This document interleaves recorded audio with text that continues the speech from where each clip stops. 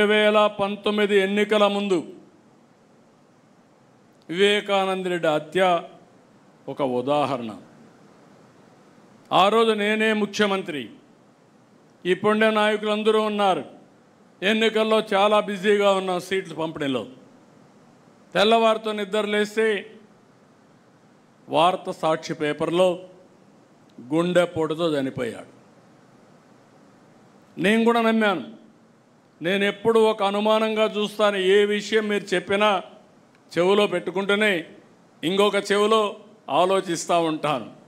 ఇది చెప్పింది కరెక్టా లేదా అని వెరిఫికేషన్ చేసుకుంటాను. అలాంటి నేను వెరిఫికేషన్ చేసుకోకుండా నమ్మా. టైం పాస్ అయింది. డెవలప్మెంట్స్ ఎప్పుడూ మీకోసరం నా కోసం ఆగవు. ఈ విషయం కూడా మీరు గుర్తుపెట్టుకోవాలి. ఇది ఒక కేస్ స్టడీ మీ మనసుల్లో ఉండాలి. తెల్లవారితో ఇది జరిగింది.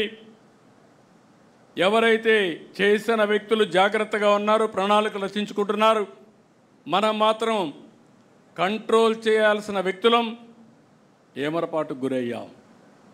ఏమరపాటుకు గురవుతానే అక్కడి నుంచి మీరు చూస్తే తీరిగ్గా హైదరాబాద్ నుంచి కారు వచ్చాడు.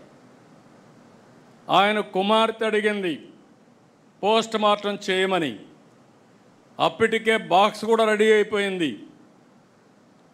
అంటే అతి దారుణంగా చంపేసి మెదడంతా బయట వచ్చే విధంగా గొడ్డలతో నరికి రూము బాత్రూమ్ అంతా బ్లడ్ అయిపోయి దాన్నంతా కడిగి బాక్స్లో పెట్టి ఆ బాడీని కూడా ఎక్కడికక్కడ కుట్లు వేసి మళ్ళీ గుడ్లు కప్పేసి అంత్యక్రియలు చేయడానికి సిద్ధమైపోయే పరిస్థితికి వచ్చారు.